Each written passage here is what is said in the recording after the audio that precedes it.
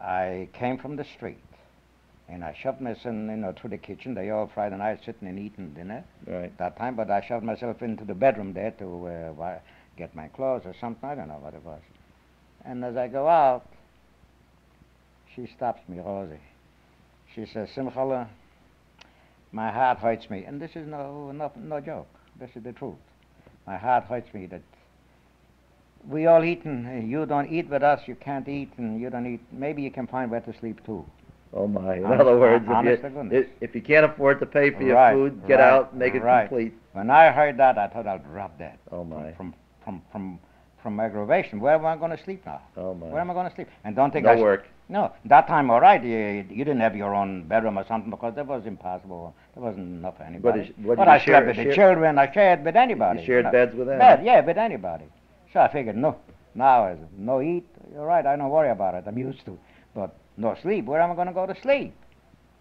So when I heard that, while I was going to walk out there so I walked out. I make believe as if nothing happened. But I never came back. And she told me maybe you can find where to sleep. So I knew already I'm not welcome.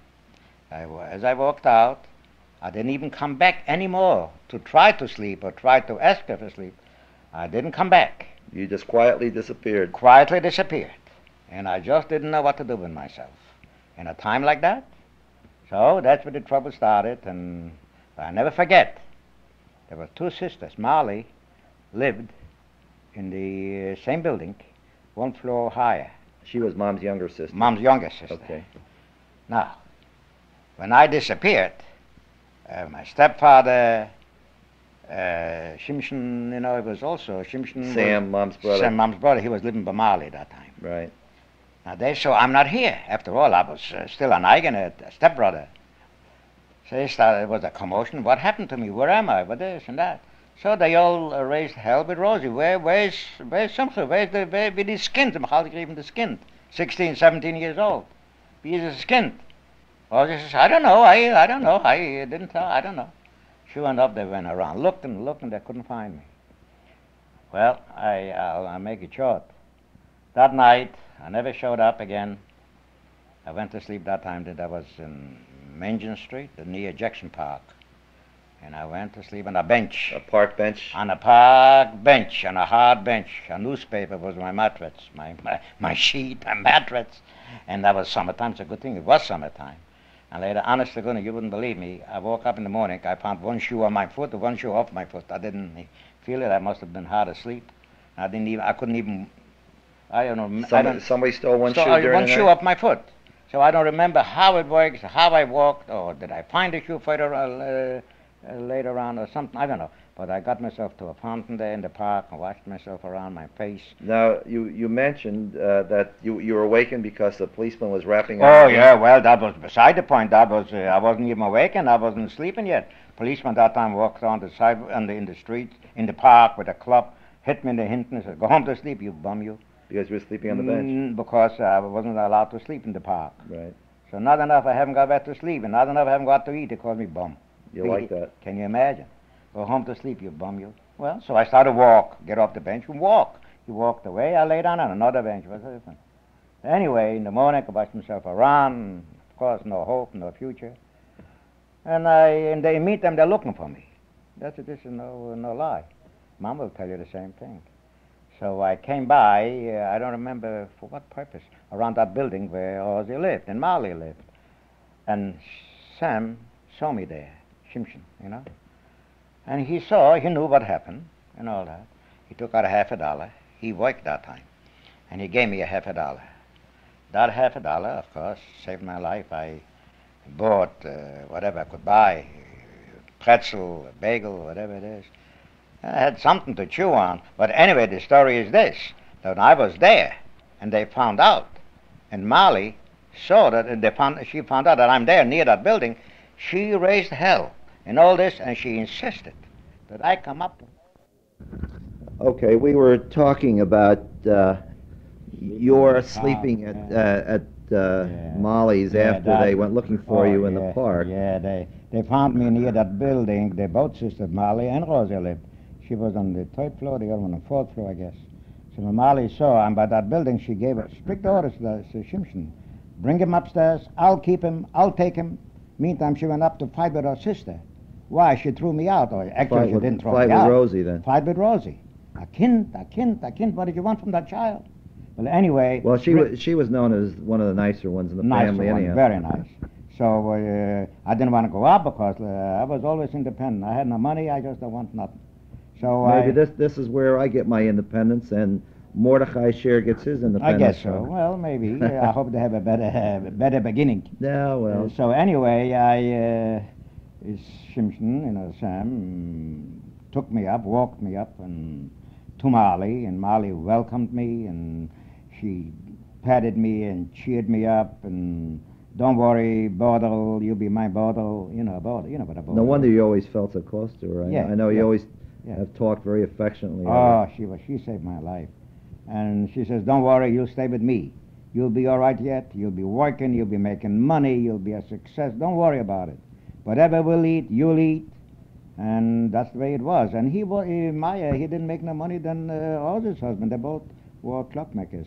They were tailors. Tailors. Right. They made the same money. Right. As a matter of fact, Molly lived more elaborate, better than Rosie. And Moshe even made more money sometimes, Rosie's husband. Still, so she says, don't worry, you eat with us, sleep with us, you'll make up, when you get a job, you'll pay me back, don't worry about it. Sure enough, well, I took her up and she made me very happy and cheerful, and not only this. Honest, this is unbelievable. As poor as she was, every once in a while she gave me a quarter cash money into the pocket for spending money. Besides keeping you free. Besides keeping me free, giving me room and board. Well, she was a very unusual human being.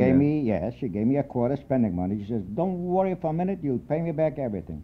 Sure enough, as God would want it, I got myself another job, a little better job. A bakery? In a bakery, yes, and I started to pay back little by little, everything. She didn't overcharge me. She charged me the least you could. Now, there was a time, I remember, you told me when you left the bakery trade. Right. Went to work on pants, as they say. As a tailor, with Jack, with Yankee. Right. Was that soon after that time? I really don't remember. Yeah, that time, I wanted once and for all a youngster like this. I have no chance. The union, I couldn't get in. And what's that going to be? Is that going to be my future, a baker like this?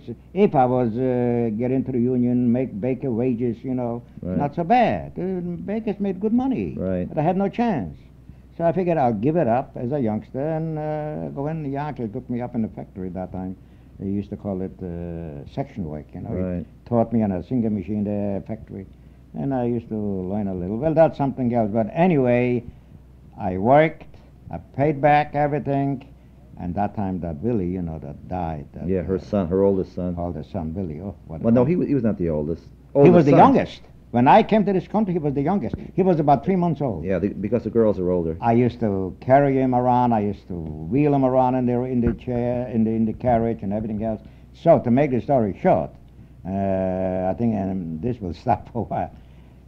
I paid back complete everything. Molly moved already into a nicer section that time in 10th Street, East 10th Street. Right. I moved with her.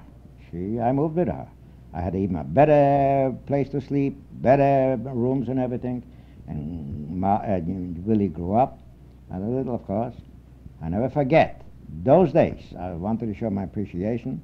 I went to a store, a bicycle store, paid $3 or $3.50. That time was a lot of money. And I bought him a three-wheeler for Billy that time. And I taught him how to ride that bike and everything else. And that's the way it goes. Well, anyhow, let's just go a little beyond that. Then you were in the pants manufacturing trade for a little while. Roughly how long? Do you remember? I don't know. There was a very poor. The union wasn't at that time. They formed a new union.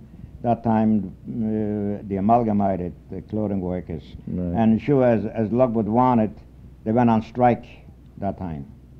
They went on strike, so they couldn't work again. There was nothing to do. I figured, well, that has to come to an end. I must go back again to bakery work. Right. There's no chance for me. Uncle barely made a living.